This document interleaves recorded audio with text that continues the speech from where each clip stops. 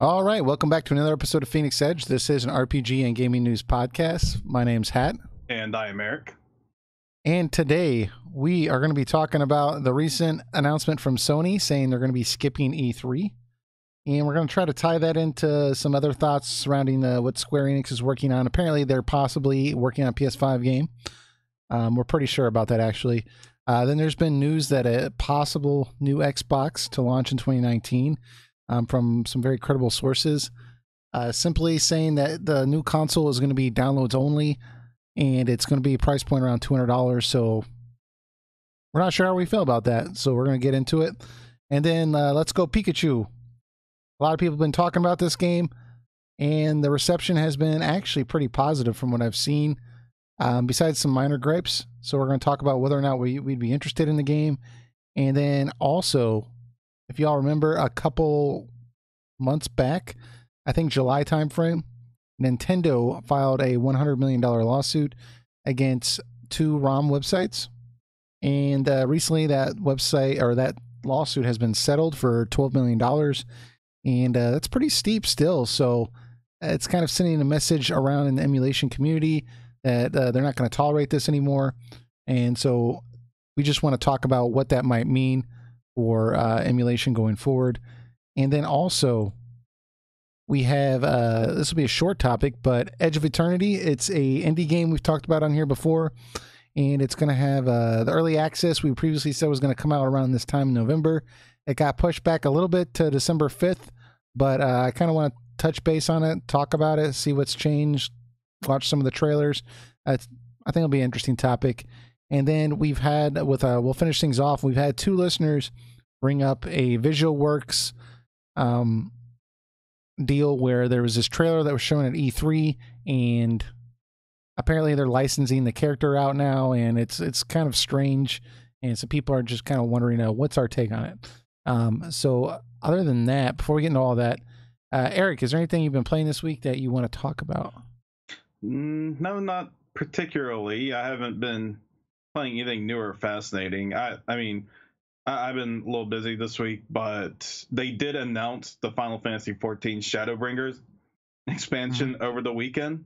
So a lot of my attention was towards the FF14 FanFest stuff. I don't end game raid anymore, but I still like to keep up with the game and keep up with all the storyline content that it has. So I'm always excited to see that stuff. They announced Blue Mage as a job, which is interesting because it's a solo-oriented job. It's not like a traditional one. So it's something that's not encouraged to bring to parties, but it's something fun play solo. And it looks great so far. When's this supposed to come out? Do you know? They said early summer, but Heavensward and Stormblood came out in June of their respective years, so I'm going to guess June 2019 is when this will probably come out. Well, I have been playing a couple different things this week. I'm still kind of polishing off Dragon Quest XI. I'm like 80 hours into the game, but I'm still having a great time with it. But I've also been playing some Phantasy Star II. Trying to gear up for the Sega Ages collection, or the Sega Classics collection, coming out on the Switch. Kind of excited to get that. I've been putting off the temptation to buy that on the PS4. I just want the Switch version. I think the Switch version is going to come out with some additional game or two, from what I was reading. So anyways, I'm excited for that coming out. So just been getting into Phantasy Star 2 again, and man, that's a good game, dude. At first, like when I was playing it, I was kind of getting put off because I was like, man, I forgot like the sound chip on these games were just awful. The music is okay, but like the Super Nintendo just blows it out of the water, and I just almost don't even want to listen to the soundtrack. But after a while, you get used to like the cheesiness of it, and it sounds pretty good. But also, like the amount of world building that game has is pretty astounding for the year it came out. I mean, you go talk to NPCs and like what they're saying is actually building the world up, which is really, really cool. I mean, because if you look at other games around that time when that game came out, I mean, you didn't. That was not a commonplace thing. Usually, it was just NPCs would say something generic like, "Oh, it's hot today" or something like. It wouldn't be like something that would actually, they're not talking about. Yeah, it's not anything that's going to be mind blowing or anything that's going to really set the stage for what the world is currently looking like. So I've been playing that a little bit when I can in between taking a break from Dragon Quest. So we'll have to see. Phantasy Star II is a good game. It starts out a little rough, but like the more you get into it, there's a lot to it, surprisingly, for for it being on the Genesis and all. But I mean Phantasy Star 1 through 4, I think, are all pretty good games in their own respect, especially Phantasy Star 4.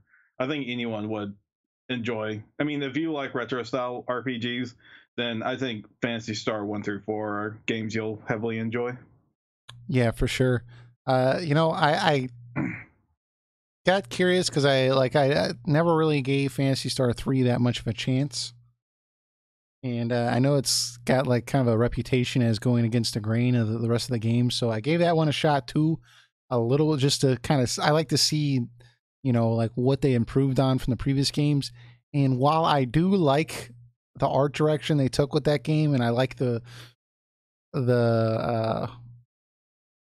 more traditional, I want to say Final Fantasy, but like more traditional way the game is played, I do like that. But man, that story is so rough. Like, it is. Within like the first 10 minutes of the game, you find out you're marrying somebody you've never known before, and then like a demon abducts that person, and the person screams you foul creature or something. It's pretty obscene. Maybe some time in the dungeon will do you good. Yeah, like, I'm just like. It's like, I'm composed. It's cool. It's like, no, in the dungeon. Like, really, I got everything covered here. So I've been playing that on and off, but I've been trying to get my headphones situated while I'm talking here. I think I got something that'll work here. All right. Excuse me, we're having technical difficulties, everyone.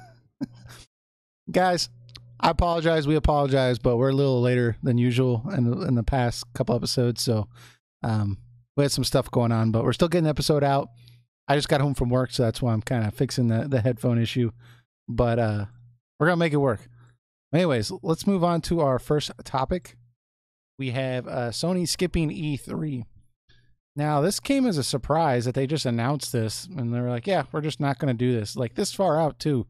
And it makes me wonder why they would do that, because Nintendo and Microsoft have been all over it. They're like, no, we're definitely going to be there. Absolutely. We're triple downing on it because Sony is not going to be there. And if I had an E3 as bad as Sony's last year, I'd probably not want to be there next year either. You remember? Yeah, remember how it was last year? Mm-hmm. They put them in a tent, or like some church-like tent. And they had a guy playing on the banjo, and you could tell everyone in the audience is like, finish the damn song and let us see the game. I know I was doing that behind the I went and got like a drink or something. I was like, I don't care about this.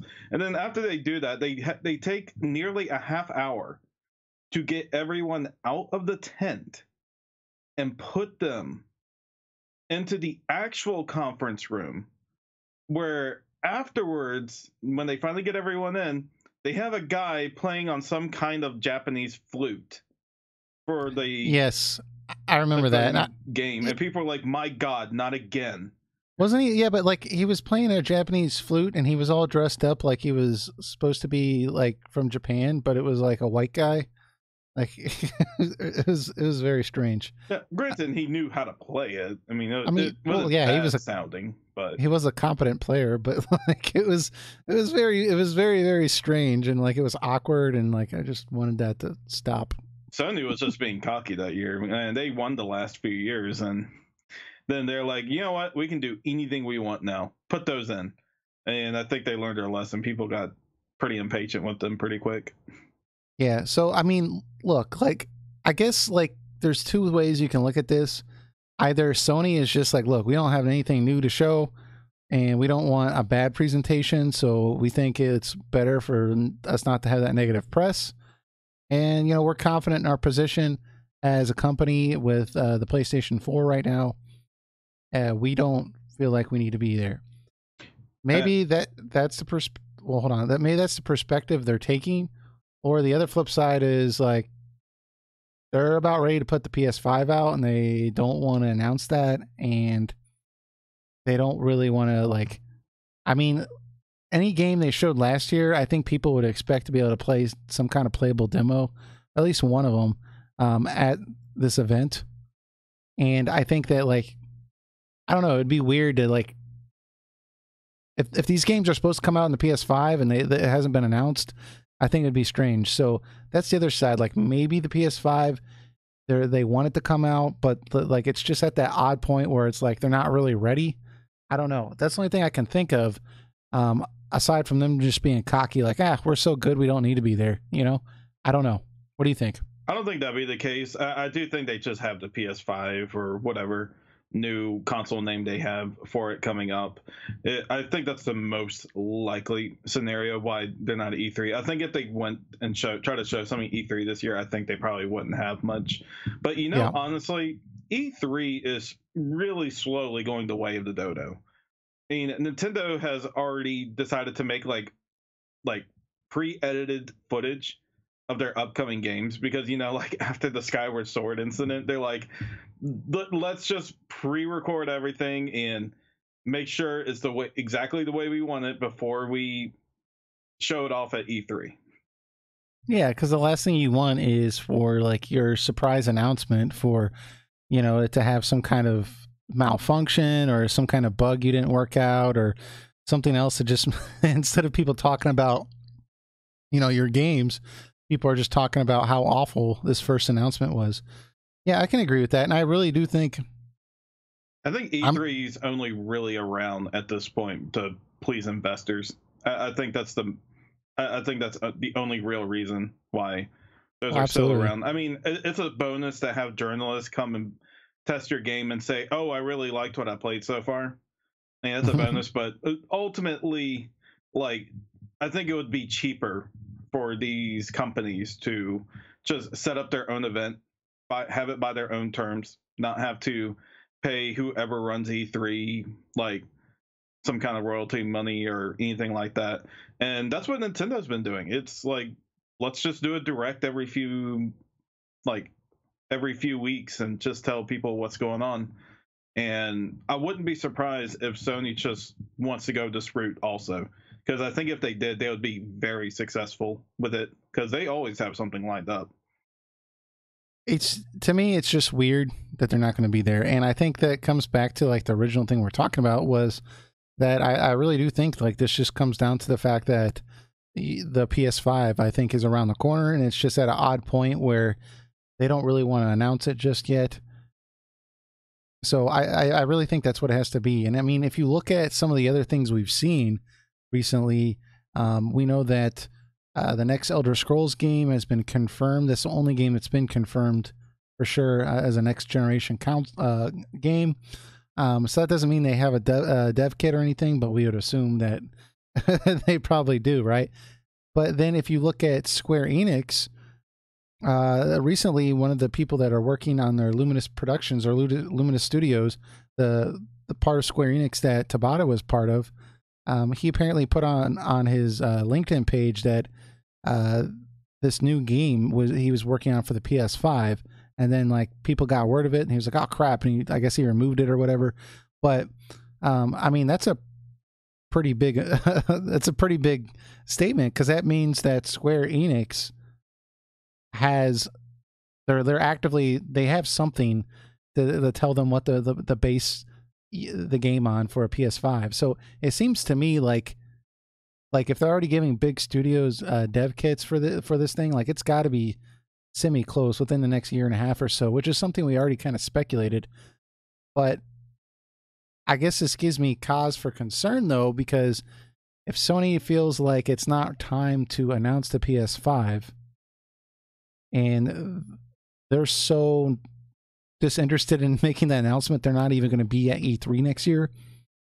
That makes me wonder, is Square going to like hold out another additional year for the Final Fantasy VII information? Because I mean, all these announcements with Final Fantasy VII Remake have been usually corresponding with Sony, whether we had the PS3 tech demo, the initial announcement for Final Fantasy VII Remake, the fact that like that game is so associated with Sony, it would seem odd that there's all this hype built around Final Fantasy VII, and it's not, Sony's not even going to be at E3 next year when we're finally going to learn information.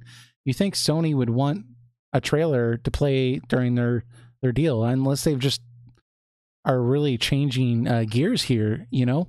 I guess it depends. If it outweighs the wanting to announce the PS5, I don't think even FF7 Remake would be enough for them to go and do that, especially since Square-Enix has their own show that goes on, that albeit it was a really terrible one. Well, and that's year, but they could still use that to announce the FF7 Remake. That would completely make up for the really bad like to E3 me they had last year. Yeah, to me, okay, first, I totally agree with you. Their E3 this past summer was just absolutely terrible. There was nothing. I was less excited from the games they showed me. They made all the games look boring, and like, I just didn't care. But like, I guess to me, it's too tempting from Sony's perspective, I think, to like, if they just announced the PS5 and the Final Fantasy VII Remake just dropped a trailer and was like PS5, that to me is so much hype that it would be hard for them to turn down. And that makes me wonder, like, who's like, what, like, I feel like there's something else that we don't know going on here, because that just seems too tempting to me. You know, I may not be the popular, well, maybe I might be, but I'm kind of hoping they just announce a Vita. Well, it'll obviously be PS5, but I also hope they announce a Vita 2. Oh, well, you mean this summer? Or this next E3 event? Yeah, or I mean, like when they finally announce the PS5, I hope they announce like a Vita I was like, 2 they're not going to be it. there. Okay. Like it works kind of like the first Vita does, but it kind of works like a Switch also, where you can dock it and play on your TV. That'd be pretty cool. I mean, that's the other side of the coin, is maybe what's holding them back right now is they're trying to see what everyone else is doing and what's going to work. Because in our next topic, we can talk about it some more in a bit. But I mean, all these different companies, Microsoft and Nintendo, are really trying to like reinvent the gaming, the way we play games, right?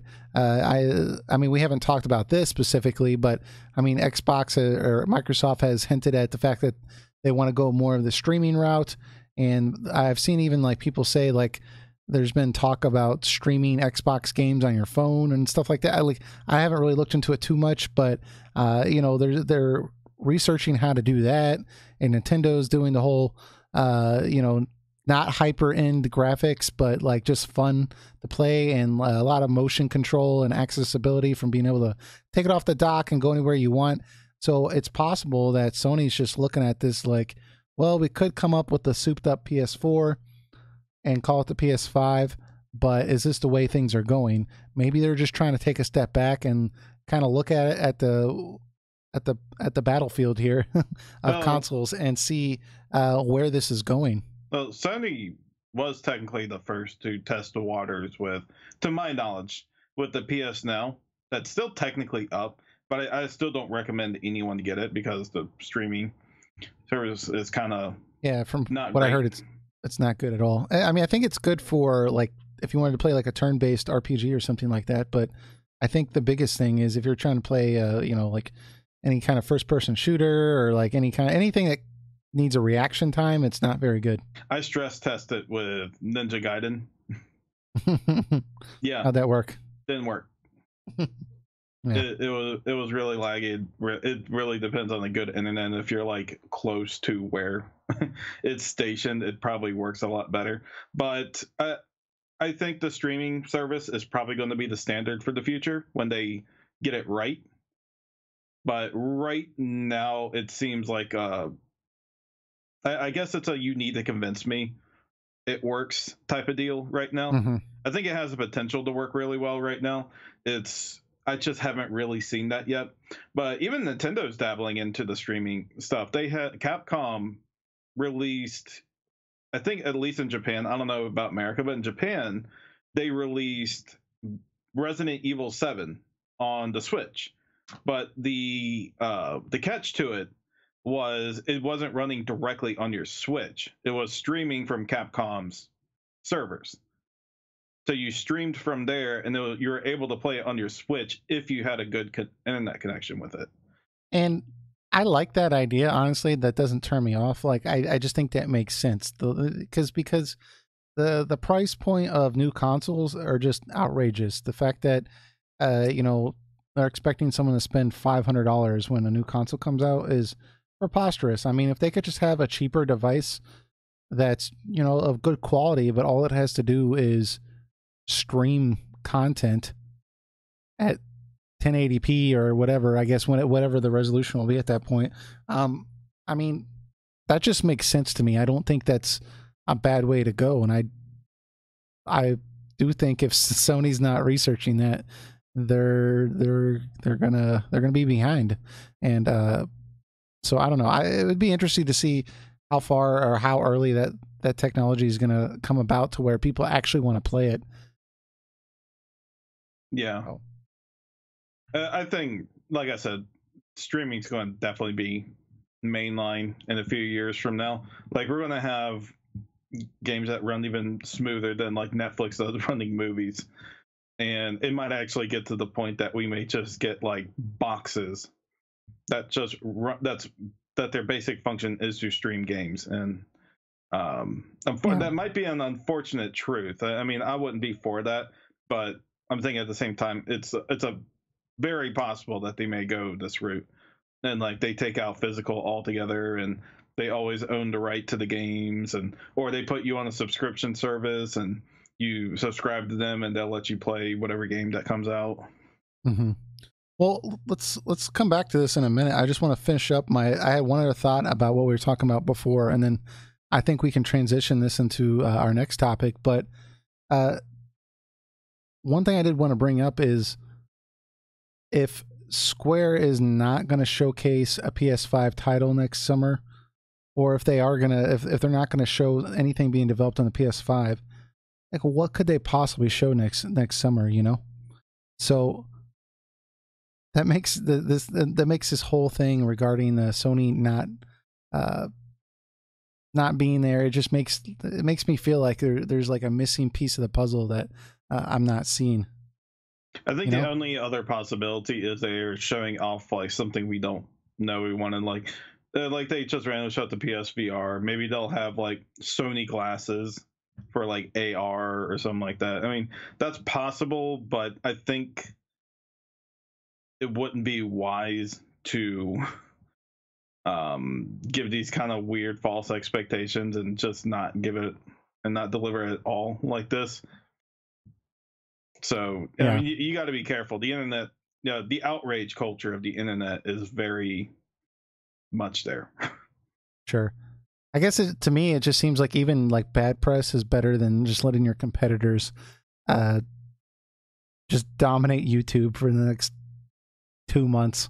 It just seems like why would you do that? This is like free advertisement, Yeah, but at the same time, when the Xbox One first got announced and it was going to be like digital only, like Sony completely ripped on them by making a video on how you give a game to someone else, and there was like the two like major higher ups of Sony just giving a physical copy of a game to another, and they're like, thanks.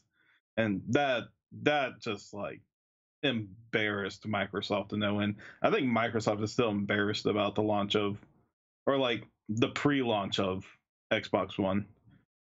Yeah. Which, speaking of which, That's true. if we wanna segue, sure, let's do it. So,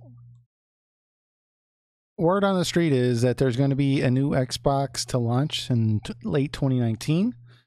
And what's special about it is that it is going to be downloads only. So you can't stick your disc into a drive at all. There won't be a drive for you to stick a disc into. Completely download only. And you have to ask yourself, why would you want a download only console? And that is primarily because of the price point. It's going to be $200. So that's very, very accessible. And there's a part of me that like I'm 50-50 on this. Like I don't like the idea that, you know, the fact that like somebody's trying out like the fact that like physical games are going away. I don't like that. But I do think this was a good business decision. You know, to let your console be available to like even to be the cheapest console on the market, but still have people be able to buy a high quality console. And you know, if it is downloads only, like what are you going to do? One very interesting part about this is there's also going to be like a exchange program apparently. So if you have you know, Xbox One games that you want to play on the system, and obviously you own the disc, but you can't, you know, you can't you can't play it on your console.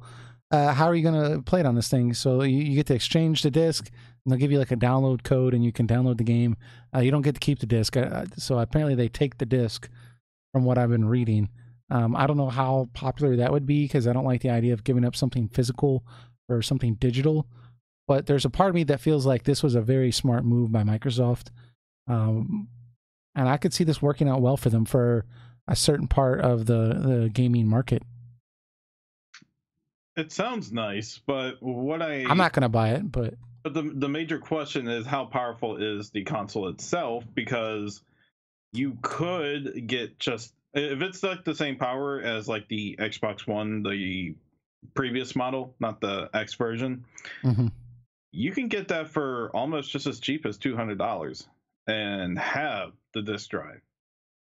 So what I ask is, what exactly is it with this box that I can't get from just buying the normal Xbox One or the Xbox One S is what I'm wondering. And I think that like the $200 price point is the start off point, right? And I imagine that after, you know, that first holiday rush, it's going to go even lower. So I think this is going to be able to keep them at a lower tier, a lower price point than any other console. I think that's a good move, but you do bring up a good point. Like, how powerful is this thing? Is it going to be an Xbox One X? Are you going to be able to buy technically the most powerful console on the market right now for only $200? Is that what this is going to be? You know, it's probably not. It's probably going to be the base model Xbox One. I don't think we actually know for sure how powerful this thing is going to be, but I mean, I don't know. If it is an Xbox One X for $200, no disc, that is a little tempting. That's not a bad price. I'm looking. Let me see if I'm looking at this right. It is for $200 right now on Amazon. You can buy an Xbox One S 1 terabyte console. It's a yeah, but it's Black Friday week. Well, it's the Minecraft Creators Bundle. No, it's no slash price on it. It's okay. It's normal price. Yeah, and it comes with Minecraft and a bunch of DLC stuff with it, and it comes with a disc drive. And how much is it? 200. 100 flat. 200 flat. That's a good price. I mean, from what I'm reading in the articles, the price point for this box is expected to be 200 or less. So yeah, if it's less than 200, it's the high end. High end, it could be even lower than that. It looks like it ranges up to 300 mostly for the previous consoles. 300 seems to be the norm. I'm seeing that like people are speculating that with 200 being the high end, they're really betting around between 150 and 175 for start off with this. So that is a little cheaper than we initially said. But I mean, yeah, you do bring up a good point. I mean, if you could go buy something with the disc drive in the console for $200 right now, why would you save $25 and not have the ability to play disc-based games? You know, because that's going to cut you off from being able to play used games, from being able to borrow a game from your friend. You know, like to only be able to buy digital downloads. That's that would not be cool for me. It reminds me of the time that Nintendo released a second version of the Wii, and the only difference was that they took the ability to play GameCube games out and they like redid the plastic a little bit, and it was cheaper, granted, but at that time you could find Wii's with the GameCube feature for only just a little bit more. Sure. So it's, you know, I just sometimes don't get these versions. But if Microsoft comes out and shows something that like it can do that others can't do, or it's just like a nice cheap alternative and like their price points are just, you know, out of whack right now. If they could come out with this thing, and the people are speculating between 150 175. It's the word on the street is it won't go higher than 200. If they could come out and surprise everybody with like for holiday season 2019, if it was priced at like 130, I think that would be. I mean, they might lose a little bit on that, but I mean, right now, if Xbox wants to gain any ground, they need to start moving consoles out the door, even at this late, you know. So, I mean, I think that price point, like, I would even consider buying one at that price point. Yeah, most companies are losing money making a console. They mostly depend on their software to make up and go beyond the losses for that. Sure. Now, if this box is cheap enough to make and it's digital only and they sell between 130 and 150 for it, I will say it probably get a lot more people onto their console. Like even if they own like a PS4, they're like, I could spend like 100. I guess I could spend 130 and see what exclusives Xbox has, even though Xbox doesn't really have many exclusives. That many right now, yeah. I mean, this is a really interesting idea to try out. I think it's, like I said, I think it's a good idea for them to try to get the price to come down. But the more I'm thinking about it, I think this might turn on them, because I've actually been considering. I never thought I'd see the day, but I've actually been considering in the future buying an Xbox One X, because the backwards compatibility is phenomenal.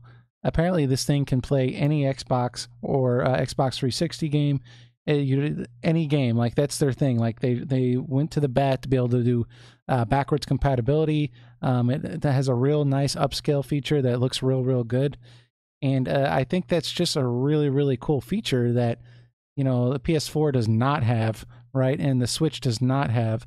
And, you know, they have to release all these classic systems like the PlayStation Classic and all this stuff, because you can't play all these games on the PS4. And the Xbox One X can play any Xbox game you own. You just go to a used game store and you can buy like freaking 15 Xbox games for like $40 probably, you know. Like that's a really cool feature that they have. So it's kind of baffling to me now that I'm thinking about it, that they would even consider removing the one thing that is distinctive about their system right now in favor of something that completely removes it. But I do get if that's something that's easy for them to take out, that would drop the price on the console. But to me, it would make more sense to just take a bigger loss on the console. Say, hey, you want a console that's the most powerful console on the market, and it's cheaper than a PS4, and it can play any Xbox or Xbox 360 game. Here's Xbox One X. We just dropped it $100. They did just recently bring backwards compatibility to the Final Fantasy XIII trilogy, 13, 13-2, and Lightning Returns. And a couple people I've heard say that it's the best version of 13 you can play. And I don't know if this is true or not, but I also heard that you can upscale to 4K. Yeah, that's what I've been seeing. And that's the thing. that's one of the coolest things about the Xbox One X that I've seen is they're upscaling. They've actually invested a lot of technology into how they do it. And you know, I'm not like a super techie on this stuff. I can't go into detail about you know, the practice of how they do it and what sets it apart. But if you go on YouTube and you see like comparisons, like it's really well done. How they upscale some of these games, it looks really nice.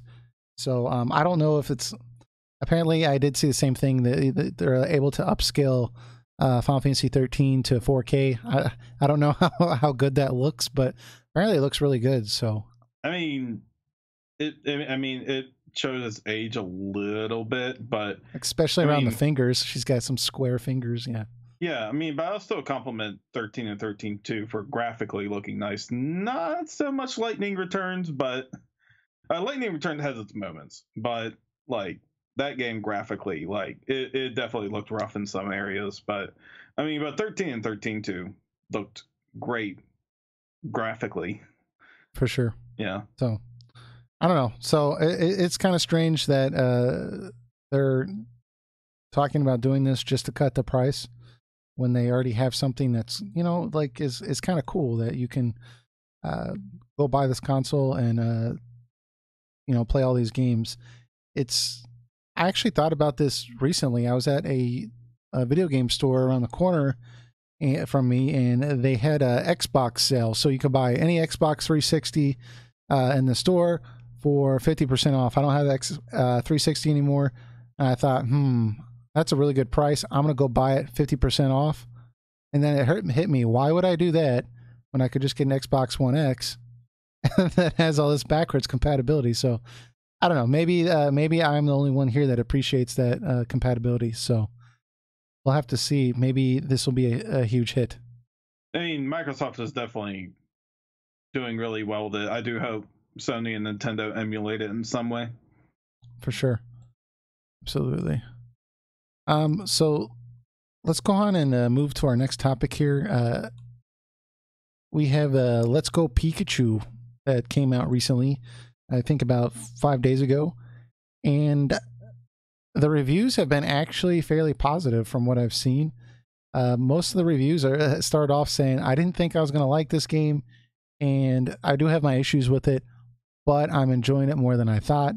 And it's got me kind of interested in this game, and I'm kind of interested to see what you think, Eric, if this is a game that you would ever consider picking up. I don't know. I mean, I appreciate the Pokemon series, what it is. I have nothing against it, and they're really good, well-made games, for sure. But I just haven't been compelled to play one again since Red and Blue. I mean, like I said, they're great games, and you know, it deserves all the success it gets, but it's just something that doesn't really appeal to me as much anymore. I've tried a couple times. I actually own a couple of Pokemon games behind me, but it's more something actually my fiance is into, so she enjoys playing the games. I'm sure she would want to play that, but this is a remake of technically my favorite Pokemon. I think it's from what I heard, it's pretty much the same game through all out, but the big difference is that it has the Pokemon Go features for when you catch Pokemon. And that's the thing that's kind of got me in the middle on it, right? Because I've been watching a lot of reviews with this game. It makes me want to pick it up because you are reliving that adventure you played when you were a kid that a lot of people, probably like you and me, are very nostalgic about, and seeing a lot of the different scenes from the game or the areas of the game, you know, like going on the ship and getting the ticket to travel to a different, you know, continent or whatever. A lot of that's really cool and very, very nostalgic for me, but I just don't like that they like make you use this Pokeball. I don't like the fact that they took out the aspect of that you had to like weaken the monster without killing it in order to, or weaken the Pokemon without killing it in order to capture it. Like, I don't like that they took that out and like tried to like change it up with this like motion control deal.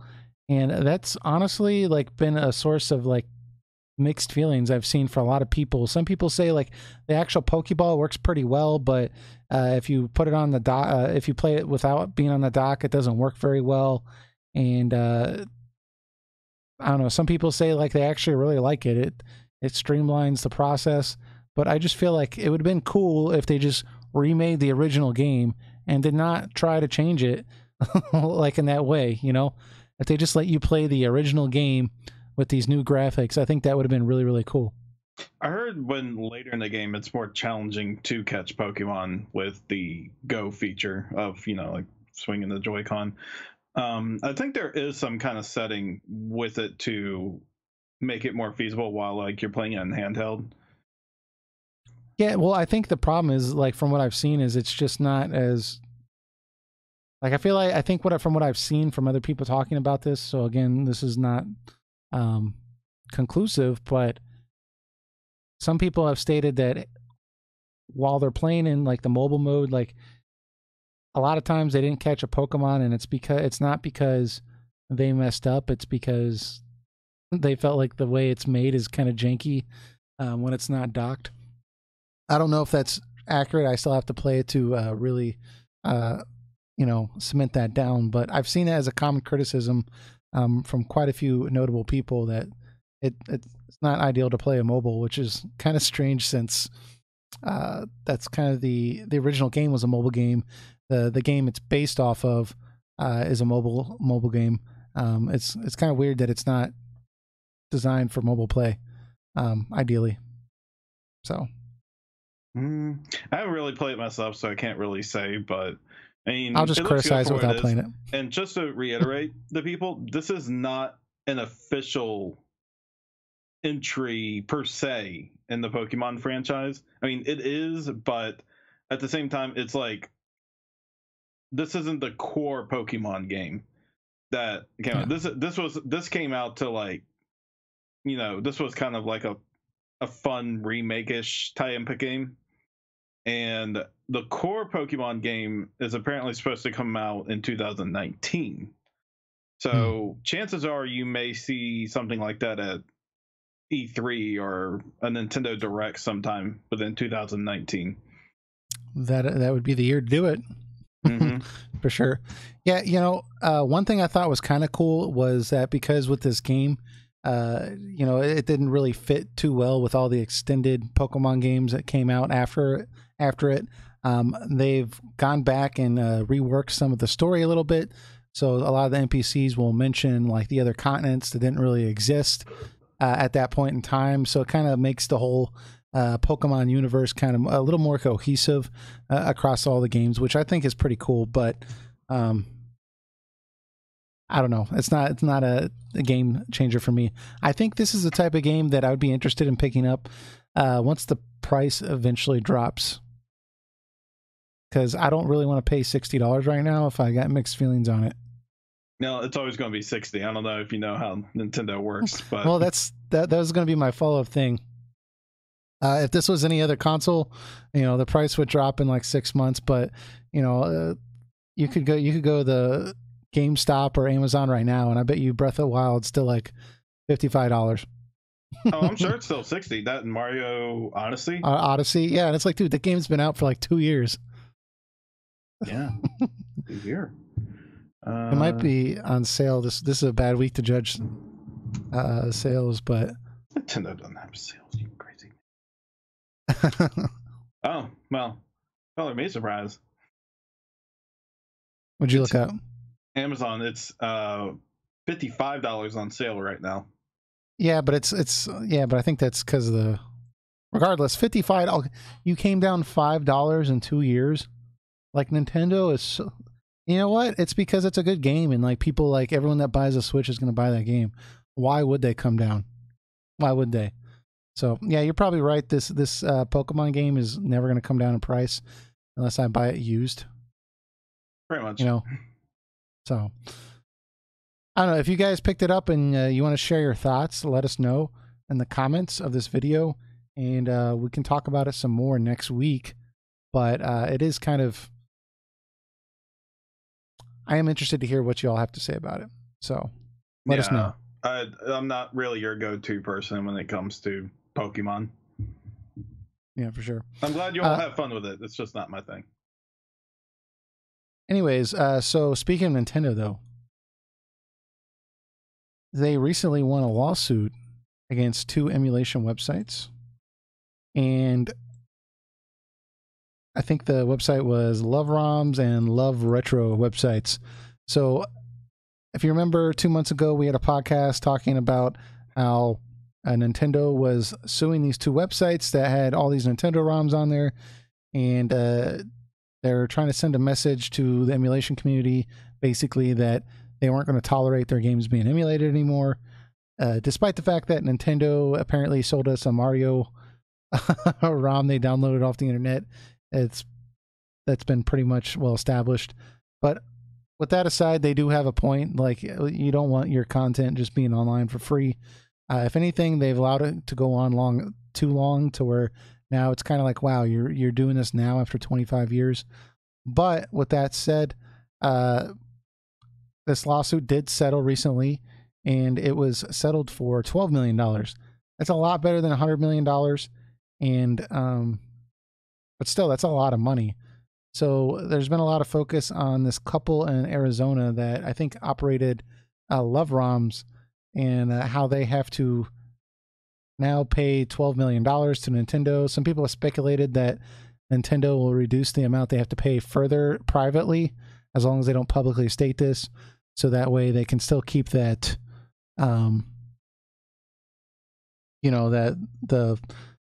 the basic warning to other emulation websites, like, don't mess with us, we're going to come after you, this type of aggressive nature towards emulation.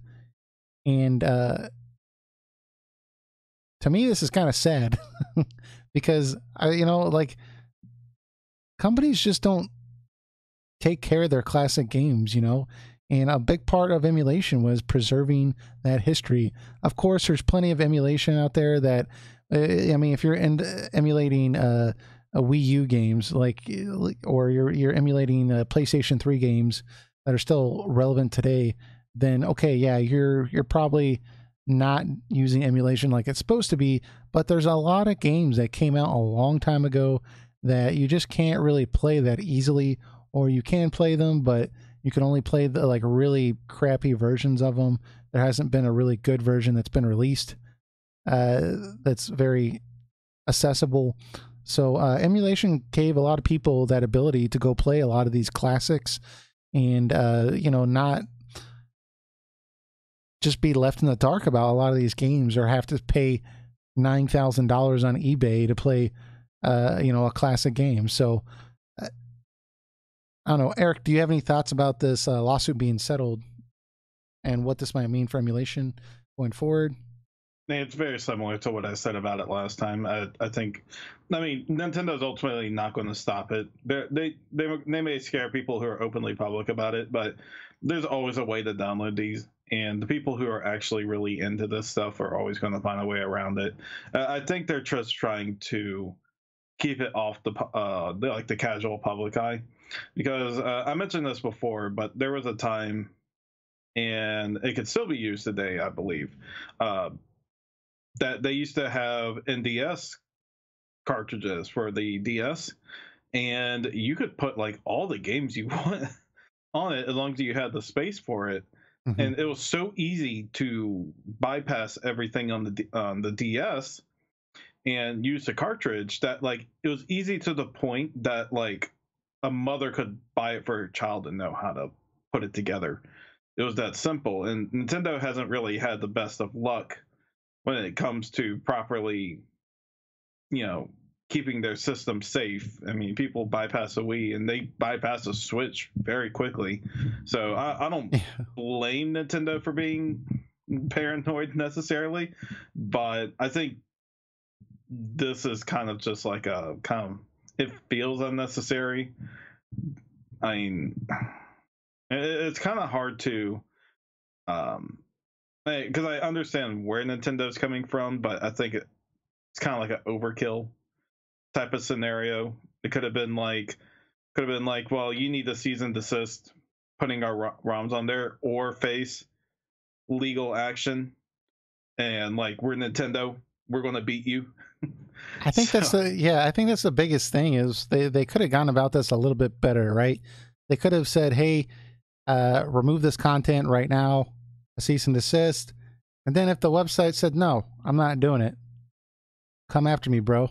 You know, if they were just that casual about it, then I would be like, "Okay, well, you're an idiot." Like they told you they weren't going to tolerate this. They gave you a chance to not to remove the content, and then you did it anyways. Now I know Love ROMs in particular, they were a little egregious because their old website, it was using like a lot of like Mario like character art and stuff on their website to promote their own website, which was really stupid because you know Nintendo is very protective of their characters, and you know you can't be making money and as like advertisements or whatever, um, and be using their trademark stuff. But I mean, you got to realize like they've benefited so much off emulation in particular. The SNES and NES Classic, those systems are, a lot of it is based on the fact that people have emulated these games for a long time. Like a lot of people grow up playing these games on their computer. They didn't play it on the Super Nintendo, you know. So it's when they take an aggressive stance like this, I think it makes a lot of people feel like the enjoyment they've had with these games growing up is somehow wrong because you know they didn't buy it on the Super Nintendo, and I don't think that was a good move for Nintendo to be this aggressive about it. yeah, I mean, if Nintendo is not gonna take the job of preserving these titles, then I mean, it's obviously up to us to do it. Now, granted, their popular titles are intact, but you know, you got some of those lost ones in there that like no one really pays attention to anymore, and it would be like fade into obscurity if we didn't keep up with it. I mean, the ROM nation, no pun intended, is I think is a very important one. Rather if we manage it or the companies manage it, someone's got to keep these things intact, Yeah, for sure. rather And publicly or privately. yeah, and you know what? And I think part of the frustration that I've seen some people bring up with this type of stuff is you see things like we talked about before with Nintendo allegedly downloading a ROM of one of their Mario games because they didn't, like you said, they didn't have the game in a state that would be easy for them to um, use, and they apparently used that version, I think, on the Wii Shop or something, and they sold it to people. Or you see this thing with Sony that's using a publicly available emulator, you know, and they're using that on their. Go ahead. I have a feeling the Super Mario thing where they took it from a ROM. I don't think that was like a decision made from higher ups at Nintendo. I think like whoever was Oh yeah, developing or making I it don't. just, you know, probably just kind of like snuck that in there. Yeah, I'm sure this wasn't like the Nintendo board of directors was like, you know what? Let's cut costs and let's go to loveroms.com and download this. let's download this thing. But it is just the fact that like they've benefited off of it, and they would take such an aggressive nature about it is kind of perplexing. But I will say at least Nintendo appears to not be going after people that are like downloading these ROMs, the actual players, right? They're only going after the people providing the ROMs, which You can't go after everyone that ROMs. It's just well, impossible. yeah, it's kind of like when the whole Napster thing was going down and people were just downloading music, and occasionally you would see some kid that like gets a $400,000 lawsuit, and it's like, come on, man, like you're not gonna be able to get them all. That just makes you look bad. So I think it is smart that they're not trying to go that route for sure. Well, it would be kind of like shady on Nintendo's end also if they were going through and finding out who was downloading from it. No, what they'll always do is just kill it by the source, and after that it'll like they'll stop supposedly stop from that website specifically. Maybe. Yeah. So I don't know. I know they can't have a public policy of it's okay emulate our stuff because that's just going to cause them problems in the future. But it is sad that you know people are um, effectively paying the price for like the entire emulation community in this regard. But I guess what are you gonna do? You know, it technically is illegal, so there's that. Let's move on though. We have so this next topic we have Edge of Eternity. Let me pull up the Steam page here so I can kind of show you all, because I think a lot of you are going to be like, "What is this game, Het? What is this game you're talking about?" We've talked about it on here before, but we're going to go to the Steam page and let me do this thing. Window capture. Boom. There we go. All right. So it's this indie title that's been in development for a couple years now. Initially, we said it was going to come out, or it was going to have an early access version of the game you could download and play. It's going to be about 20 hours, 25 hours of the game. And it was going to be available around this time, November. And it got pushed back till December 5th, which is not a huge delay at all. That's definitely reasonable. But it is coming out soon, so I just want to bring this up here and kind of talk about it a little bit, because I'm super excited for this game. I think it looks really, really good. It's got Isunori Mitsuda, the composer from, you know, lots and lots of games. Xenoblade 2, Xenogears, Chrono Trigger, a lot of different games. So great composer. They're able to pay him to do the music for this game, which is pretty insane. But this game looks really, really good. It looks like it has promise, for sure. Yeah. Well, you know what it is, man? It really has like this. I feel like the art style reminds me of the first Xenoblade game a lot. Just the amount of like interesting architecture and the various colors in the world, and the amount of creative energy that went into designing this. I mean, it looks really, really, really good. Now, of course, a lot of times with these games, they look really, really good, and then you pick them up and you play them, and you're like, this game sucks. But I think this is gonna be different. I think this is gonna be a really, really, really, really good experience. From what I've been seeing on their Discord server, the developers are constantly talking with the people there that are supporters and letting them know like what's going on with the game, getting their opinion on stuff, letting them vote on stuff. And I think this is going to be one of those times where like this is actually worth the wait. So I'm excited about this game for sure. Yeah, like I said, it looks good. I'm not going to play the early access, so I want to play the game when it's like a complete experience. Yeah, well, I mean, what's kind of cool about this is they have been prioritizing like the like mod support basically, or like a level creation. So it's going to be basically allow people to, they said, pretty much custom make their own game if they want to, depending on how much time you want to go into it. But I think that's one of the biggest things that are appealing to people with the early access version, is that part's supposed to be basically complete. So people will be able to spend the next year or however long it takes getting the full rest of the story mode out. They can spend that time creating their own world, or doing whatever they want with that game, which I think is a really cool way to go about it. Instead of just making people wait or giving them like a very early version of the game that ends up dramatically changing. I think that's a very cool feature to give to people, to be able to say, hey, while you're waiting, go ahead and make your own adventure, let other people play it, talk about it, build a community around this. That's just, to me, that's just really, really smart. So I think the people working on this are really have something special they're making here. Well, we'll see if the community can make a really good game or not. And if you all know anything else about this game until it comes out, let me know, and we'll definitely bring it up here. But I just want to give a quick shout out about that. It's going to release date on December 5th. So that's 2 days before I think the Sega Collection comes out for the Switch. So I'm probably going to dive into this a little bit, see how far I can get in 2 days before jumping into that. So I'm excited. But let's go on and move on here. We have listener topics.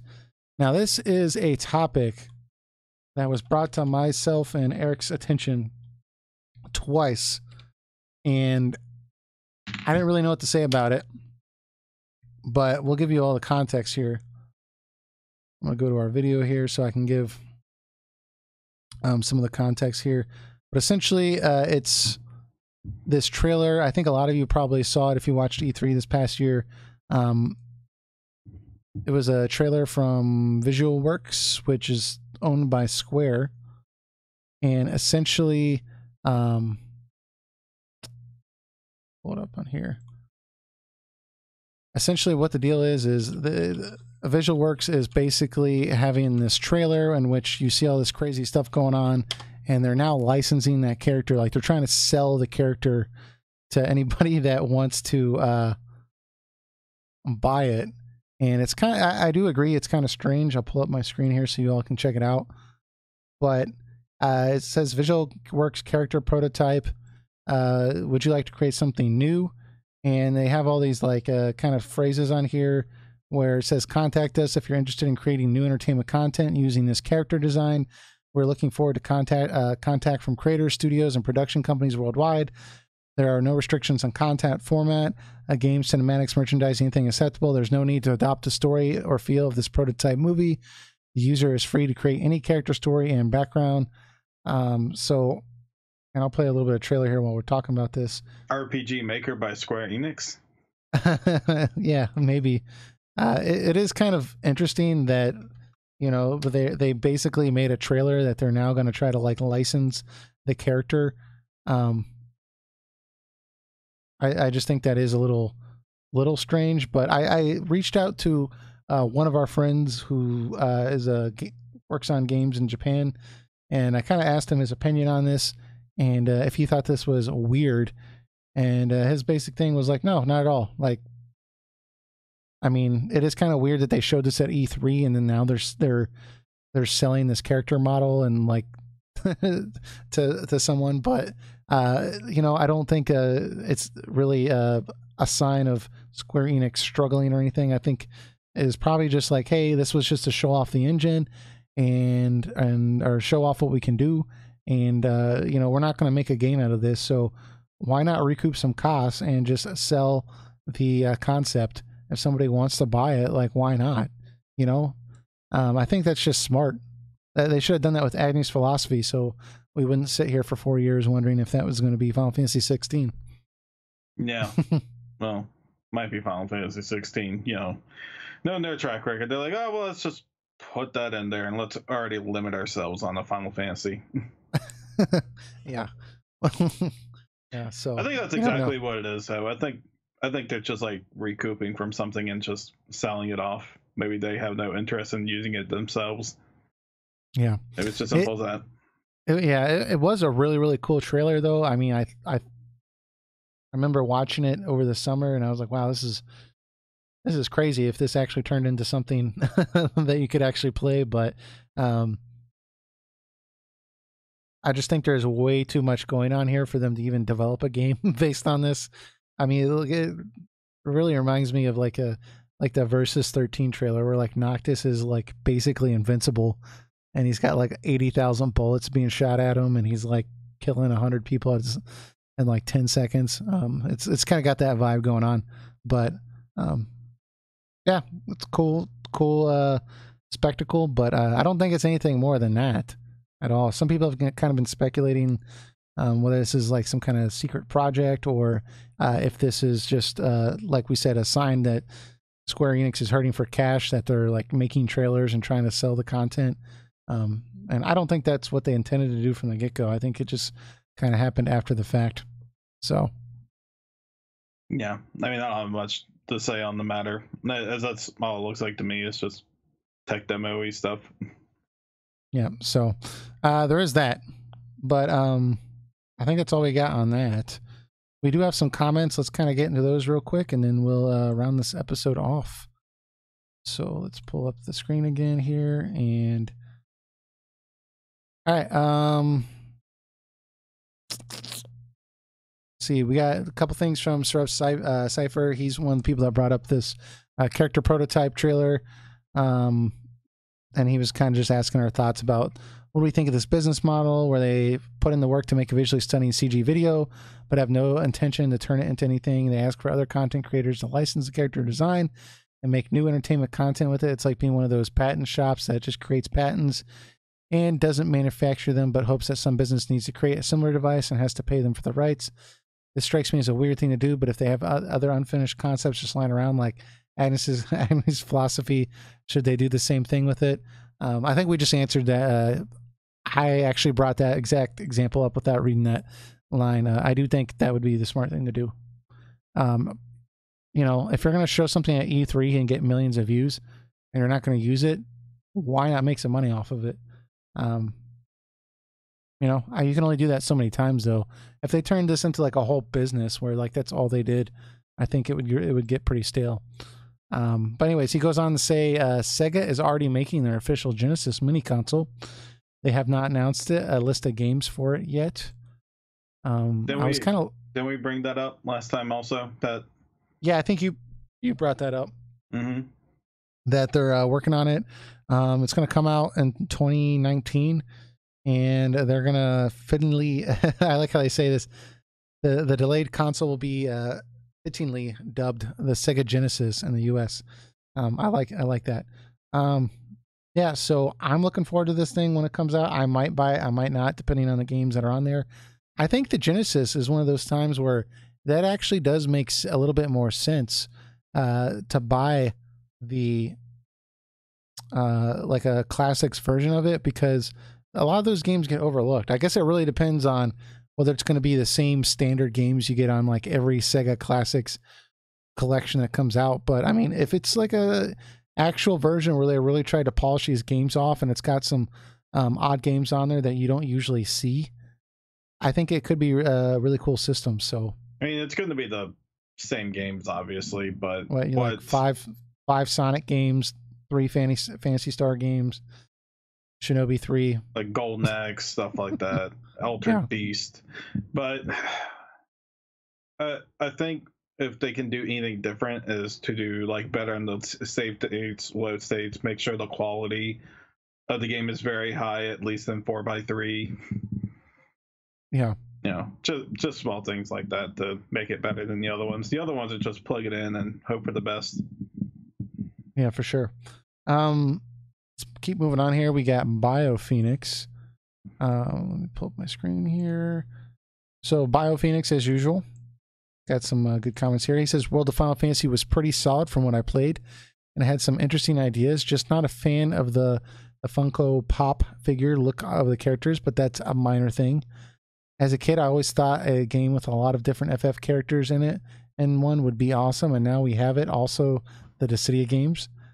Yeah, I mean, that's kind of the biggest thing is I've seen is that people like World of Final Fantasy if you're a Final Fantasy fan, because it does give you that kind of thing you always wanted when you were a kid. Like, wouldn't it be cool if all these characters came together in the same world? And it's not a serious game, but you can have fun with it. Are you still playing it, Eric, on the Switch, or did you put it down? Off and on. I'm still enjoying it, but like I said, it's still going through the same kind of like repetitious type of deal, but it's still made up for it by the charming characters. Like this is like the most fun version of Cloud I've seen since the original FF7. Like him and Celeste are partners in their segment, and it's interesting seeing them and Sid. Like, this is a new Sid, not any particular Sid, all interact with each other. It's pretty comical, and Cloud, for the most part, stays true to character. Yeah. So, I mean, it does look like a fun game for sure. I did see where the director of the game said he already has a story written for a sequel, but he's not sure if Square would greenlight the game or not. So, does this seem like a type of game you'd want a sequel? I mean, obviously, I think you still have to beat the game to know, but yeah, I'll tell you after I beat it if it's opens up to a sequel. But I mean, would you like to see more games like this? I should say, not the separate from the story, but just more games where you see like all these characters kind of interacting and, you know. Yeah, I'm fine for what it is, but we have so many things that celebrate the franchise that it's like, let's make more new Final Fantasies so we can have them to celebrate. It's like we've Yeah. celebrated everything from 1 to 14 and even 15 now, more than enough. Hmm. Yeah, But for it's sure. marketable, so if you make money off of it, then by all means. You can do. Yeah. Let's see. Okay, so he goes on to say, I really do feel bad for Tabata, what he went through when making 15, but I do hope for the best at what he does after leaving Square. Yeah, I do agree. You know, I saw a recent article talking with about Tabata, talking with about what he went through with Final Fantasy 15. This wasn't like a recent interview. This was just one I somehow missed, and he was talking about um, you know, he wouldn't get home a lot of times till like 3 o'clock in the morning, and then he would have to be up at like 6 and go back into work. So only getting like 2 or 3 hours of sleep a night. You know, his family hardly ever saw his family, and he said he had no personal time whatsoever. And this is how you know this is he isn't exaggerating. He said the only time he actually got some alone time to himself was when he was driving to and from work, and he got to listen to music in the car. Like, and I'm just like, oh god, like I can already picture it. Like that must have been just absolutely terrible to go through. Obviously very rewarding for his career, but I think that is overlooked a lot of times, is just the grueling schedule that him and the people under him went through to get that game out. But I'm still going to criticize that game to death for the creative choices that were made, but I can definitely appreciate the amount of effort put into it for sure. Yeah, there's no doubt that he worked hard on the game, and I mean, in all fairness, I'm still going to criticize the hell out of the choices he made and decisions made for that game. But I mean, there's no doubt that he worked really hard on it. But I think that comes down also to that they essentially started making that game truthfully in 2012, and they released it like 2016. That's a pretty short window for a game that was on that scale. Yeah, for sure. So it's not surprising that he had those type of hours. I wish On whenever on they a make future games that, you know, higher ups or any developers don't have to put egregious hours in.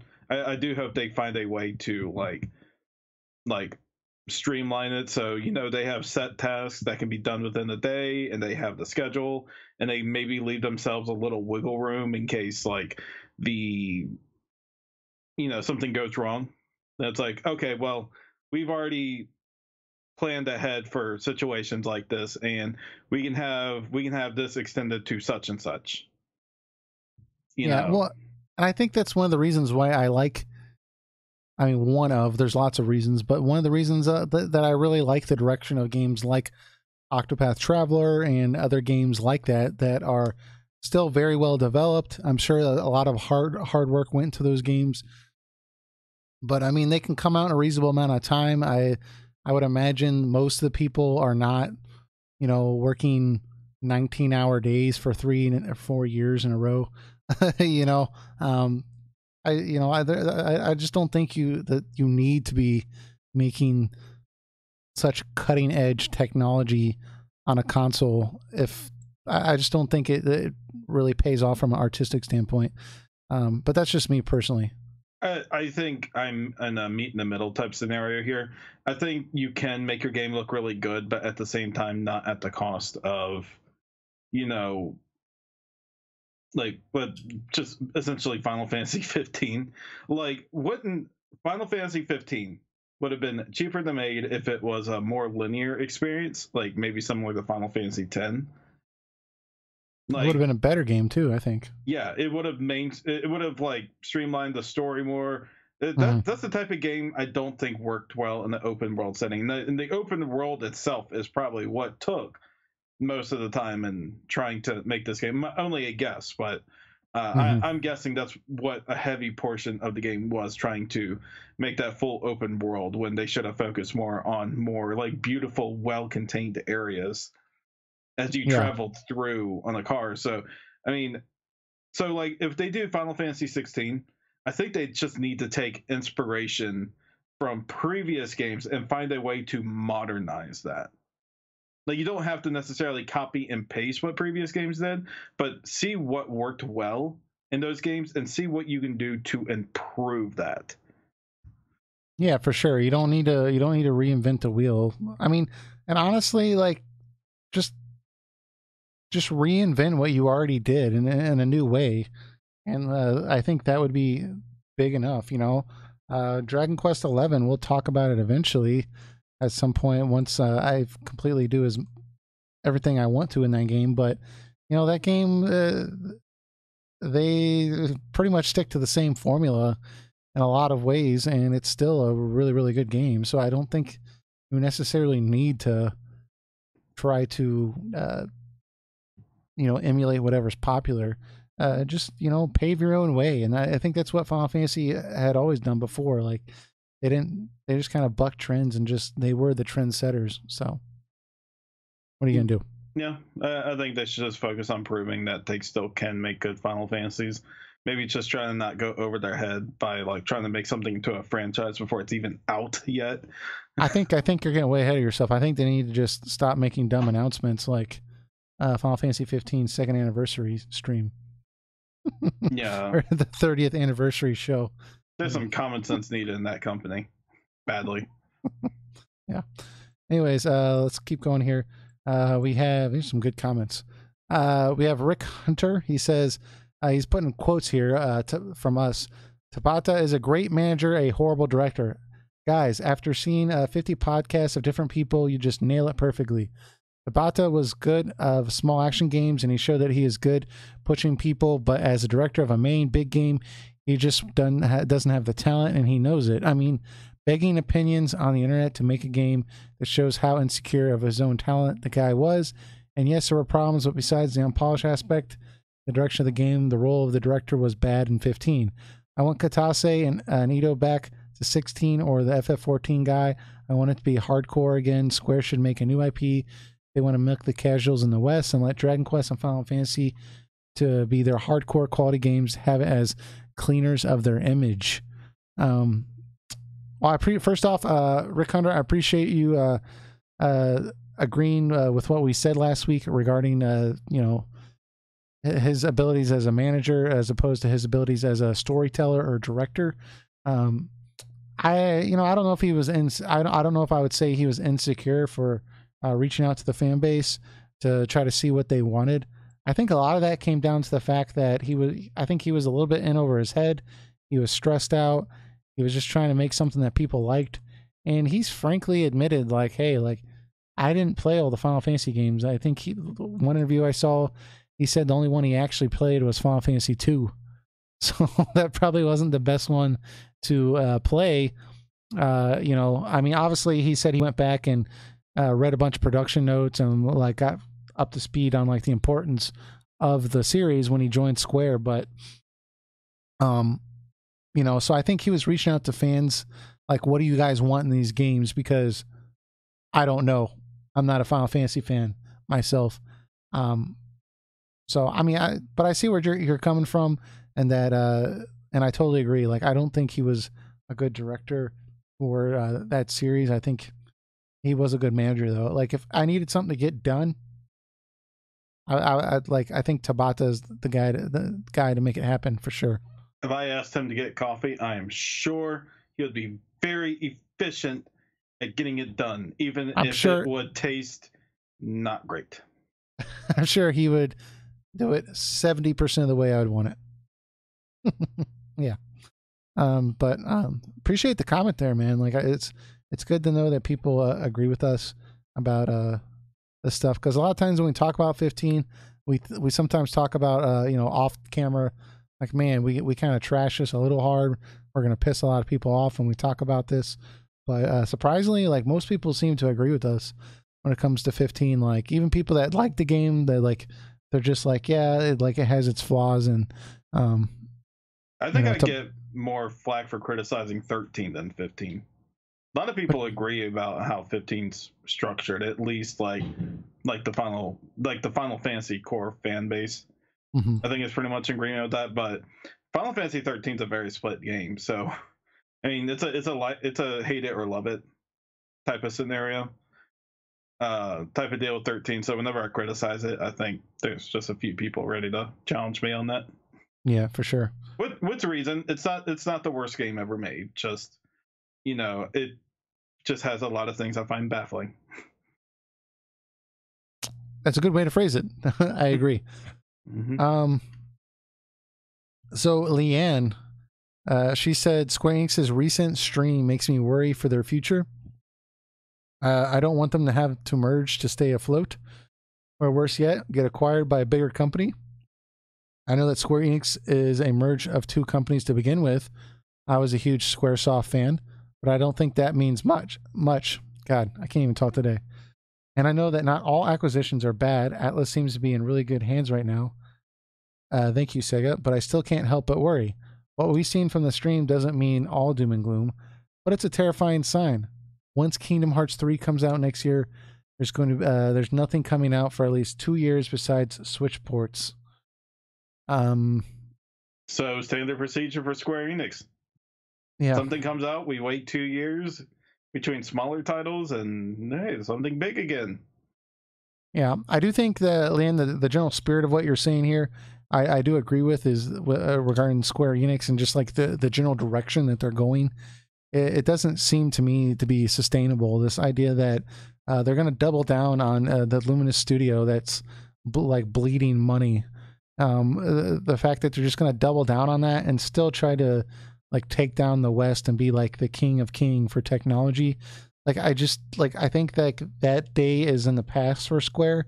I still think they can be competitive. I just think that like if the longer they keep trying to go this route, I think the worse off it's going to be for them. And on top of that, they've really been pursuing the mobile market too.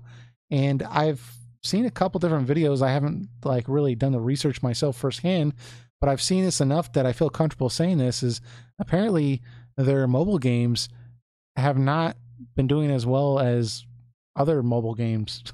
They're actually not that successful besides the New Empire 15 one, but all the other ones like they haven't sold as well as they thought they were going to, even with the microtransactions. It's actually been kind of a flop, which would surprise me. Well, the problem is they put so many on there, it's starting to become saturated now. Yeah, I think that's one of the biggest things is like they put, this is one of the things Sakaguchi was apparently against, was like just watering down the Final Fantasy. Like that's why he didn't want Final Fantasy on like literally everything. And I think he was a little extreme with it. I don't have a problem with spin-off games, and obviously there were spin-off games with Sakaguchi at the company, but I mean this day, like it's ridiculous. You go on your mobile phone to the Play Store and you type in Final Fantasy, there's like Final Fantasy everything. Like it's just ridiculous. Yeah, Final Fantasy has become more of a brand now than experience. Like, and I mean that and you'll just slap Final Fantasy on anything now and try to get it to sell. And I think what Sakaguchi likely meant was like he wants like every Final Fantasy that comes out to feel meaningful instead of just like anything coming out. Yeah, for sure. Which I can agree with that. I think Final Fantasy itself has become oversaturated over the years, but I mean, you still get some good stuff out of it. So I'm kind of in the middle of that. I can say I want to be a meaningful experience every time, but there's sometimes some cool little Final Fantasy thing that comes out that it's like, oh, I want to play this. So, I'm in the middle of that argument. Yeah, for sure. I don't know. We'll just have to see what eventually happens. I don't think they're at the point where, and I think you weren't really serious when you said this, but I don't think they're at the point yet where they would need to merge with another company to continue or anything like that. I know initially Squaresoft was going to purchase Enix, but they ended up merging instead after the Spirits Within, the movie, Final Fantasy movie, flopped hugely, to quote somebody famous. Yeah, I don't remember the exact outcome of it. I remember someone showed me like a detailed guideline of what happened around that time, and it completely changed my mind and how I saw everything during that time, because everyone assumed it was the spirits within. They got Sakaguchi the can, but it's actually quite different what happened internally.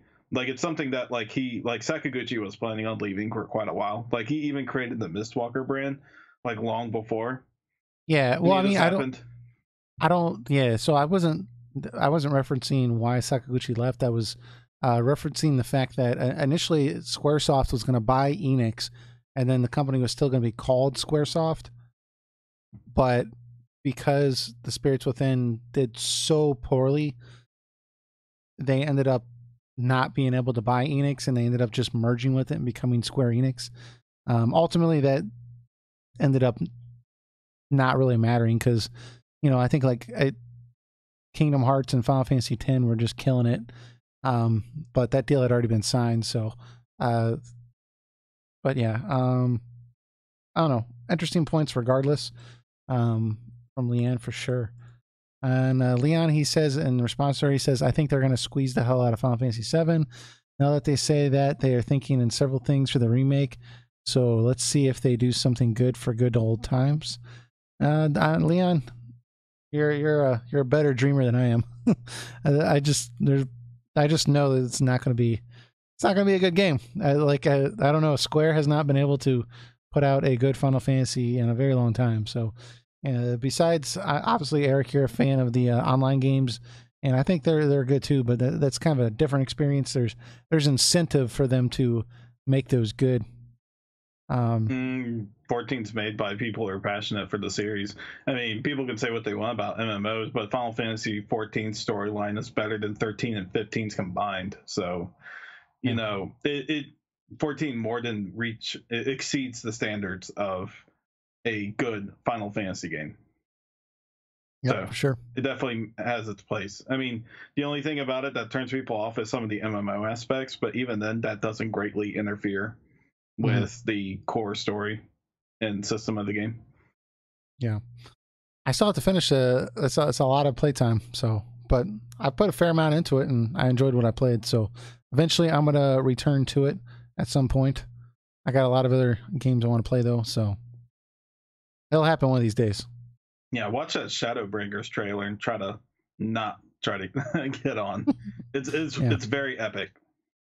Yeah.